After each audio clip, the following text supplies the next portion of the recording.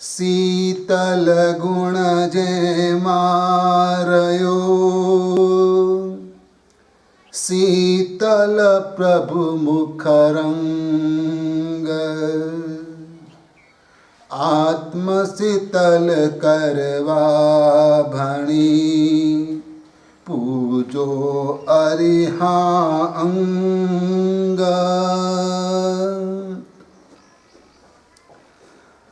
प्रभु को पाना है तो प्रभु का पता भी तो होना चाहिए। क्या है प्रभु का पता? पूजा के माध्यम से, स्तवन के माध्यम से, स्तोत्र के माध्यम से हमें प्रभु तक पहुंचना है। प्रयास सभी का है, लेकिन सभी नहीं पहुंच पाते। जो प्रभु की भक्ति में लीन हो जाते हैं, प्रभु की भक्ति में मगन हो जाते हैं, वही प्रभु तक पहुंच पाते हैं। संतों, सन्यासियों, ऋषि और मुनियों प्रभु के पते तक पहुंचते हैं और प्रभु को प्राप्त करते हैं। लेकिन वो पता क्या? बहुत ही सुंदर रूप से हमें समझाने का प्रयास किया गया है कि प्रभु का पता तो यह है। प्रभु का जो देश है वो सत्संग नाम का है। सत्संग में जाने से प्रभु मिलते हैं। यदि आप सत्संग में नहीं जाते, जिन वाणी का श्रवण नहीं करते, प्रवचन सुनते नहीं, व्याख्यान सुनते नहीं, तो प्रभु तक पहुंचना बहुत ही मुश्किल है। क्योंकि सत्संग ही प्रारंभ है प्रभु को प्राप्त करने का। सर्वप्रथम प्रयास यदि कोई भी है तो वह सत्संग है। बिना सत्संग आप प्रभु को नहीं पाओगे। और इसलिए जब भी मौका मिले तो आप अवश्य जिनवाणी का श्रवण करना।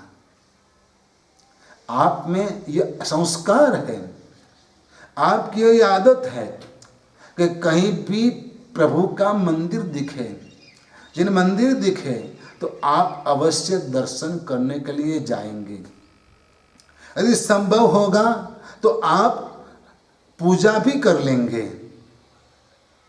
और जब आप यात्रा प्रवास पर जाते हो तब आप 2 दिन के अंदर जो वीकेंड का आपने प्रोग्राम बनाया है तीर्थ यात्रा का, उसमें अधिक से अधिक मंदिरों का दर्शन करने का मौका मिले, वैसा आप प्रयास करते हो।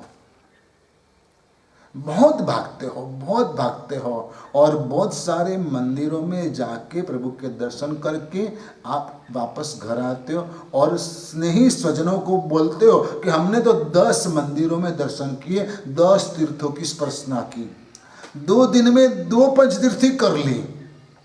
हाँ, ऐसा करते हो। आप में दर्शन करने की एक तलब है, एक लगाव है कि आपको भगवान का दर्शन करना है।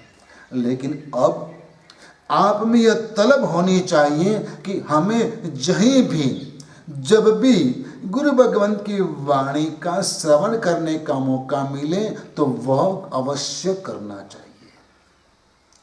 कभी भी वो मौका गंवाना नहीं चाहिए, क्योंकि प्रभु तक पहुंचाने का रास्ता प्रवचन से, सत्संग से शुरू होता है। वही देश है जहां प्रभु का वास है। सत्संग नगर, प्रभु का नगर है, भक्ति नगर। सत्संग में भक्ति कैसे करना वह दिखाई जाती है, वो बताई जाती है, वो समझाया जाता है। गुरु भगवान प्रवचन के माध्यम से आपको समझाते हैं कि भगवान की भक्ति कैसे करनी है। भगवान का देश है सत्संग, भगवान की नगरी है भक्ति, और भगवान की जो गली है वह है प्रेम गली। प्रेम गली से ही गुजर के भगवान तक पहुंच पाते हैं। और इसलिए भगवान के प्रति प्रेम होना चाहिए। जब तक बीज नहीं बोओगे तब तक आपको कुछ मिलना नहीं है, आप कुछ नहीं पाओगे। इसलिए प्रेम का बीज बो लीजिए, भगवान के साथ प्रेम का बीज बोना पड़ेगा और तब जाके आप परमात्मा को पाओगे। यदि प्रभु से प्यार नहीं जगा तो प्रभु मिलेगा कैसे? जिसको पाना है उसके प्रति दिल में प्यार होना चाहिए। यदि भगवान को पाना है तो भगवान के प्रति भी आपको मन में प्यार होना चाहिए। और इसलिए संत महंत आपको कहते हैं कि यदि आपको प्रभु से मिलना है तो सत्संग नगरी में, सत्संग देश में, भक्ति नगरी में, प्रेम गली में जाना।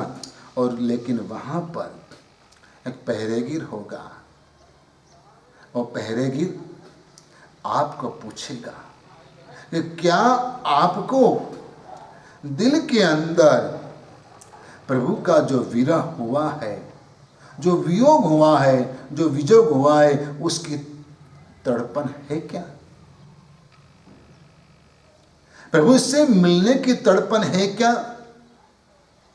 जैसे एक प्रेमी अपनी प्रेमिका को पाने के लिए तड़पता है, वैसे तड़पन भगवान को पाने की क्या तेरे में है या पहरेगिर है? उसका नाम है विरह ताप। विरह ताप नाम का पहरेगिर तेरे को पूछेगा, तेरा टेस्ट करेगा, तेरे में यह तड़पन होनी चाहिए और तब तू भगवान तक भागता हुआ पहुंचेगा।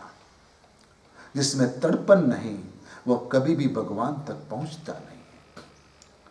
पहले के समय में रेलवे स्टेशन के ऊपर जब ट्रेन पहुंचती थी तब छोटे बालक और बच्चियां या तो कोई बूढ़ी माँ पानी के मटके लेकर दौड़ती थी और कहती थी पानी पानी पानी।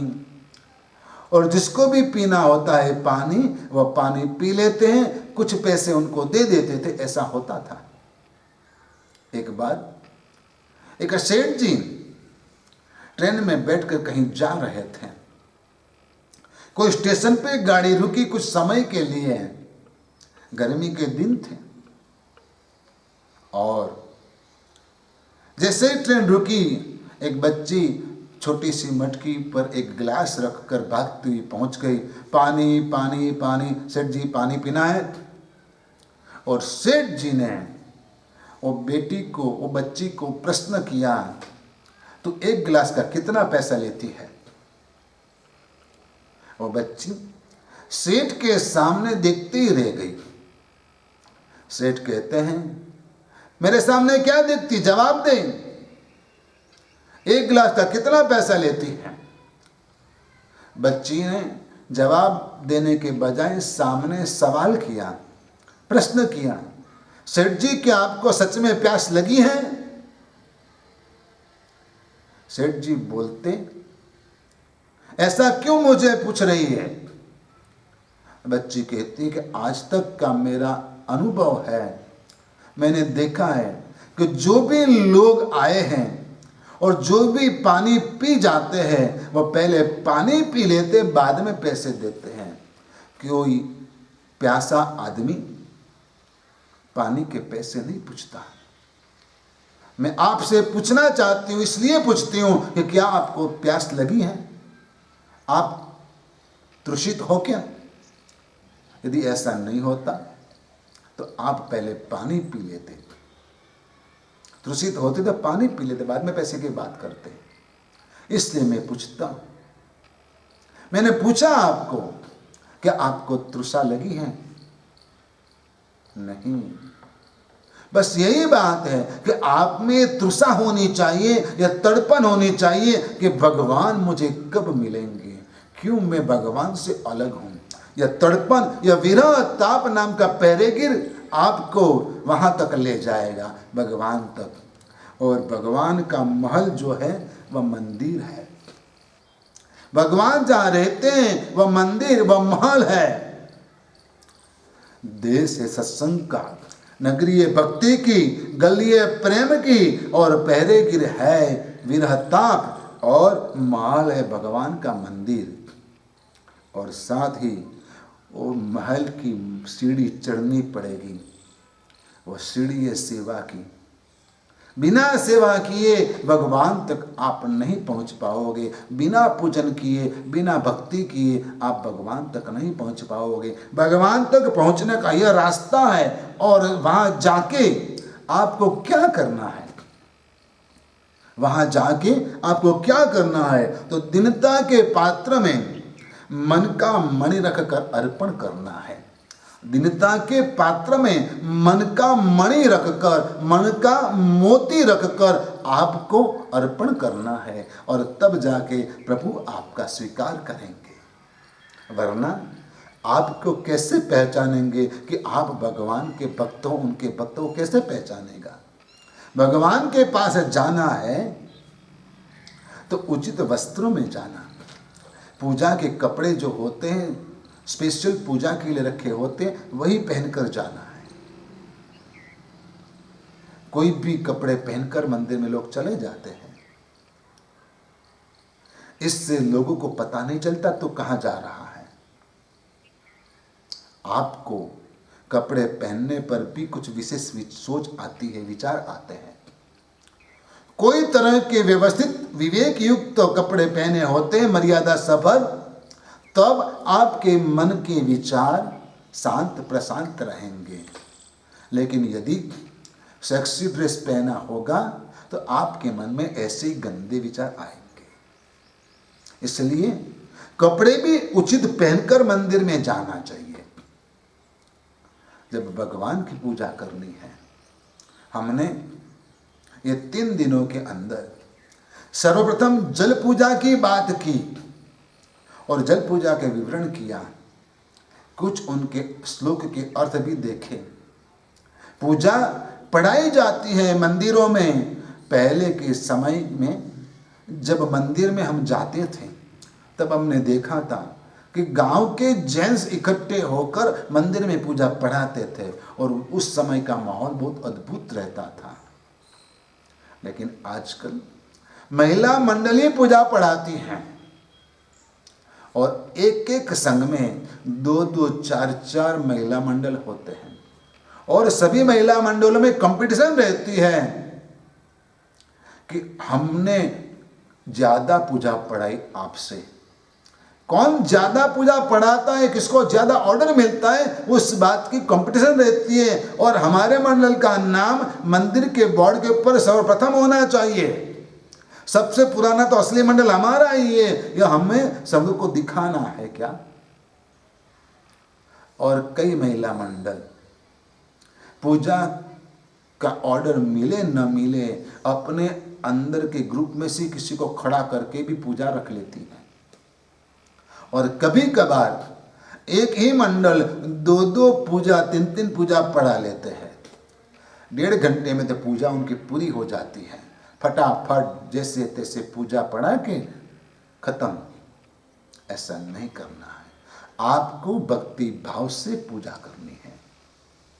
जब पूजा पढ़ाते हैं तो उनके पीछे के जो भाव है, जो शब्द वीर विजय जी महाराज ने हमें दिए हैं, उसके पीछे के भाव को समझने का कभी प्रयास करना।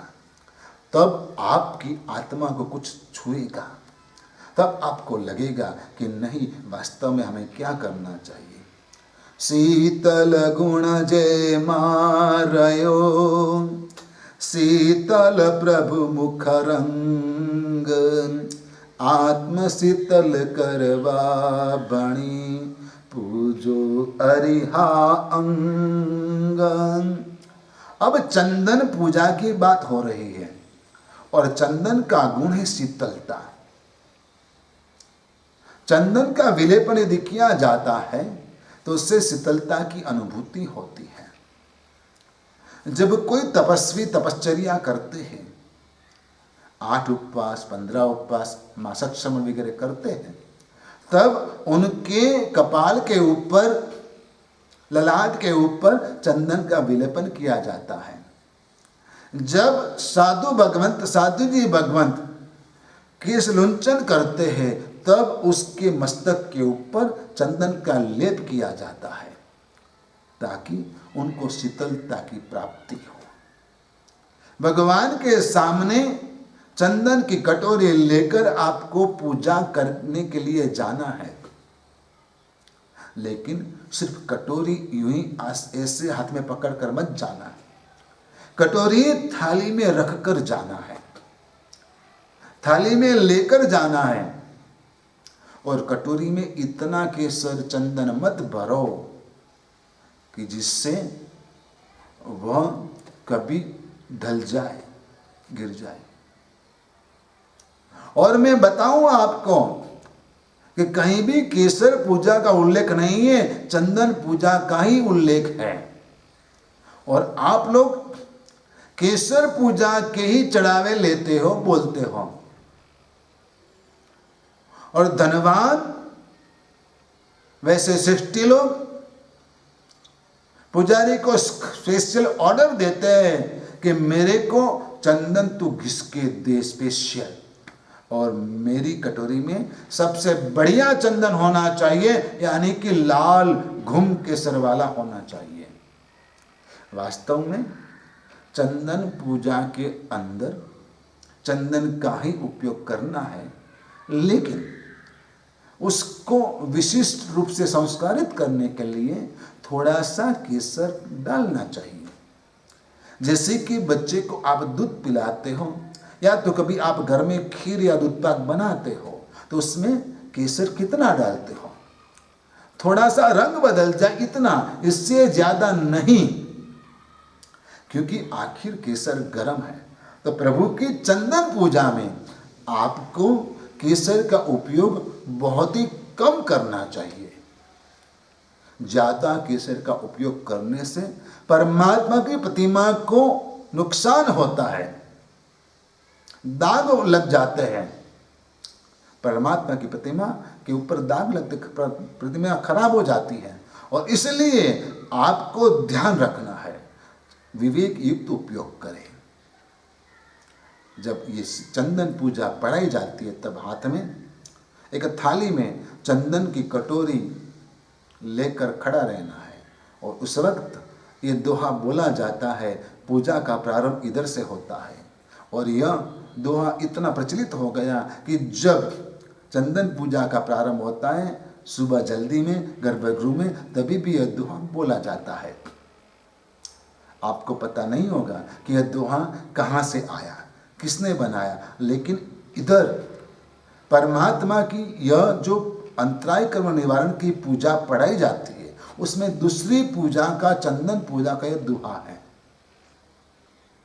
शीतल गुण जयमा रहो, चंदन का गुण है शीतल, और भगवान का मुख भी शीतल है, शांत है। भगवान वीर की, महावीर की, तीर्थंकरों की प्रतिमा शांत होती है, प्रशांत होती है। उनके मुख के ऊपर आपको क्रोध दिखने को नहीं मिलेगा। तीर्थंकरों की प्रतिमा के ऊपर आपको कामुकता देखने को नहीं मिलेगी। भगवान तीर्थंकरों के मुख के ऊपर आपको लोलुपता देखने को नहीं मिलेगी। उनके मुख को पर शांतता देखने को मिलेगी, प्रशांतता आपको देखने को मिलेगी, सौम्यता देखने को मिलेगी, चांद सी निर्मलता देखने को मिलेगी, सूर्य सा तेज देखने को मिलेगा, सागर सी गंभीरता देखने को मिलेगी। यह मेरे भगवान है, और भगवान के सामने ऐसा चंदन लेकर खड़ा रहना है। और ये चंदन पूजा क्यों करना है आखिर? आत्म शीतल करवा बणी पूजो अरिया अंग। अपनी आत्मा को शीतल करने के लिए प्रभु के अंग को पूजना है, पूजन करना है चंदन से। आजकल असली चंदन भी मुश्किल से मिलता है। कई मंदिरों में चंदन के नाम पर और कोई लकड़ी आती है, और श्रावक लोग, श्रेष्ठी लोग, ट्रस्टी लोग इसकी खराई करती नहीं है, इसकी सच्चाई क्या है वो देखते ही नहीं है, और देने वाला यूं ही दे जाता है, कुछ कम भाव में मिल जाता है, सस्ते में मिल जाता है, सृष्टि लोग ले लेते हैं, क्योंकि उनको पीढ़ी चलानी है, भगवान की भक्ति नहीं देखनी है। उनको तो हिसाब किताब देखना है, उनको तो वहीवट देखना है, कितने पैसे बचते हैं वही देखना है, उनको भगवान से क्या लेना देना। एक बार एक संघ में हमारी स्थिरता थी, चातुर्मास था, और चातुर्मास के दौरान अलग अलग तरह के पूजन अनुष्ठान होते रहते थे, और उसमें अरहत महापूजन का आयोजन किया गया था। और अरहत महापूजन के अंदर हवन भी किया जाता है, होम भी किया जाता है, और उस होम हवन के लिए समिध चाहिए, यानी कि लकड़ी चाहिए चंदन की। सृष्टि लोग ने पेड़ी में से मैनेजर को सूचना देकर जो मंदिर में बची हुई लकड़ियाँ थी चंदन की वो बेच दी, जो घिसते हैं उससे, उसके बाद जो बचता है टुकड़ा वो 2, 4, 10 टुकड़े भेज दिए, और पुजारी को बोला कि जाओ तुम उसके टुकड़े टुकड़े कर दो, जैसे महाराज साहब बोले वैसे कर दो। हम तो हमारे काम में थे, पुजारी लोग आकर कार्य कर रहे थे, और ऐसे ही मैं गया देखने के लिए। पुजारी लकड़ी के टुकड़े को सामने रखकर कहता है, धरकर कहते हैं, महाराज साहब देखो इसमें कौन सी सुगंध आती है। मैंने बोले तो इमली की सुगंध आती है, खट्टी लकड़ी जैसी दिखती है। बस महाराज साहब यही है, मंदिर में ऐसा ही आता है। और व्यापारी लोग आते हैं, लकड़ी के ऊपर चंदन का तेल चढ़ाकर जिलेटिन लगाकर पेड़ी में देकर बिल लेकर चले जाते हैं पैसे लेकर, और मैनेजर भी दे देते हैं। और वैसे व्यापारी मैनेजर को कमीशन देता है मेरे से माल लेना, और मैनेजर पर्टिकुलर व्यापारी से ही माल लेता है। ट्रस्टी लोगों को तो टाइम है ही नहीं, बस आ गया इतना चंदन, चेक के ऊपर साइन कर दिया, पेमेंट कर दिया, बात खत्म हो गई। वास्तव में चंदन असल में कैसा होता है कभी आपने देखा होगा नहीं। एक दुआ आता है, चंदन तन हल्का भला मन हल्का सुखकार, चंदन तन हल्का भला मन हल्का सुखकार, पर हल्के अच्छे नहीं वाणी अरु व्यवहार। यानी कि चंदन की लकड़ी जो है वह दिखने में भले मोटी हो, लेकिन वजन में हल्की होनी चाहिए, और वैसे चंदन की वैल्यू बहुत ज़्यादा होती है। वही अच्छा चंदन होता है जिसमें से तिल निकाला नहीं गया है, जैसा ही पैदा हुआ और सुखाया गया और अधिक से अधिक सूख गया है, वैसा चंदन असल में पूजा के उपयुक्त होता है।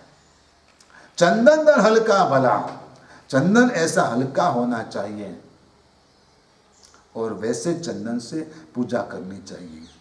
आत्मा शीतल करवा बणी पूजो अरिया अंग, क्योंकि ये चंदन पूजा करके हमें हमारी आत्मा को शीतल करना है। हमारी आत्मा संसार के दाह में जल रही है, संसार दावानल दाह नीरम। हरिभद्र श्री जी महाराज ने ये संसार दावा सूत्र के अंदर सर्वप्रथम यही शब्द लिखा, संसार दावानल। संसार एक दावानल है, आग है। संसार की आग में हमारी आत्मा जल रही है, भूंज रही है, उसमें शीतलता देने वाले यदि कोई भी है तो मेरे भगवान है, और वैसे भगवान की मैं पूजा करने के लिए आया हूं आज। अंग विलेपन पूजना पूजो धरि घनसार, उत्तर पैड़ी पंचमा दान विघन परिहार, दान विघन परिहार। चंदन से भगवान के पूरे देह के ऊपर विलेपन करना है। जैसे शादी ब्याह से पहले हल्दी रस्म होती है, और पूरी बॉडी के ऊपर हल्दी लगाई जाती है, वैसे भगवान के शरीर के ऊपर चंदन से विलेपन करना है, पूरे शरीर के ऊपर। हाँ, चंदन के अंदर साथ में बरास भी मिलाया जाता है। पूजो दरी घनसार, पूजो दरी घनसार, यानी कि थोड़ा सा बरास भी अंदर मिलाया जाता है, क्योंकि बरास से सुगंध बढ़ती है, वो अधिक खुशबूदार होता है। जैसे दूध में थोड़ी इलायची डाली जाती है तो उसकी खुशबू बढ़ती है, वैसे चंदन की खुशबू बढ़ाने के लिए उसमें थोड़ा सा बरास मिलाया जाता है और वो घसीट कर बनाया जाता है, और इससे भगवान को विलेपन करना है। पूजो धरि घनसार, अंग विलेपन पूजना, प्रभु के अंगों के ऊपर विलेपन करना है। सच बताऊं तो भगवान को स्पर्श करने का मौका यही है सच्चा। जब विलेपन पूजा होती है तभी आप भगवान को स्पर्श कर सकते हो, बाकी तो आपको सिर्फ टीका लगाना होता है। लेकिन भगवान को स्पर्श करना है तो विलेपन पूजा कीजिएगा, कभी छोड़िएगा मत। और बड़े बड़े तीर्थों में यदि आप जाते हो ना, तो वहीं तो सिर्फ एक अंगूठी के ऊपर ही आपको स्पर्श करने को मिलता है, और ये भी एक उंगली से। जब आप विलेपन करते हो तो पूरा परमात्मा के देह के ऊपर, अंगों के ऊपर स्पर्श कर सकते हो। लेकिन जब केसर पूजा करते हैं तब टीका लगाने का होता है, उस वक्त आपको सिर्फ एक उंगली से ही चंदन लेकर प्रभु के अंग के ऊपर चढ़ाना है, और वह भी चंदन की कटोरी में आपकी उंगली ऐसे डूबनी नहीं चाहिए। आपका नाखून चंदन की कटोरी में जाना नहीं चाहिए, लेकिन ऐसे रूप से कटोरी में आपकी उंगली टच करना है, और उससे केसर लेकर, चंदन लेकर भगवान को तिलक करना है। नाखून में चंदन गया क्योंकि आपने कटोरी में यूं उंगली डाली, तो नाखून चंदन में गया और वह चंदन नाखून में लग गया। अब आप पूजा करके बाहर निकल गए, हाथ थोड़ा बहुत धोया नहीं धोया, पोछा नहीं पोछा, और घर पे निकल गए। और घर जाके बाद में आपने नौकाशी का पचखान पारा, ब्रश किया, नाश्ता किया, उस वक्त उसी हाथों से आपने खाया। संभव है कि आपके नाखून में भगवान के लिए जो चंदन लगा था वो रह गया है, और वह चंदन आपके पेट में जाएगा। देव द्रव्य के भक्षण का दोष आपको लगेगा, और ये महापाप से बचने के लिए आपको ध्यान रखना है, ख्याल रखना है कि आपका नाखून केसर में डूबे नहीं, बुड़े नहीं। यूं ही कटोरी में उंगली रखिए और ऐसे रखकर भगवान को तिलक कीजिए। उत्तर पैड़ी पंचमा दान विघ्न परिहार, उत्तर पैड़ी पंचमा दान विघ्न परिहार। यह पूजा अंतराय कर्म निवारण की पूजा है। लोग बोर्ड के ऊपर लिखते हैं अंतराय कर्म की पूजा है, वेदनीय कर्म की पूजा है। नहीं, वेदनीय कर्म निवारण की पूजा है, अंतराय कर्म निवारण की पूजा है। और कई लोग, जिन लोगों को ज्यादा समझ नहीं है, वो लोग ऐसा करते हैं कि जब परिवार में किसी की मृत्यु हो जाती है तो उसके बाद या तो वह बीमार है, अस्पताल में भर्ती है, लास्ट स्टेज है, तब उनके निमित्त मंदिर में पूजा रखते हैं और अंतराय कर्म की पूजा रखते हैं। वास्तव में यह गलत है। यदि वे व्यक्ति बीमार है, लास्ट स्टेज पर है, अंतिम सांस ले रही है मानो, और उस वक्त आपको पूजा रखना है तो वेदनीय कर्म निवारण की पूजा रखनी चाहिए।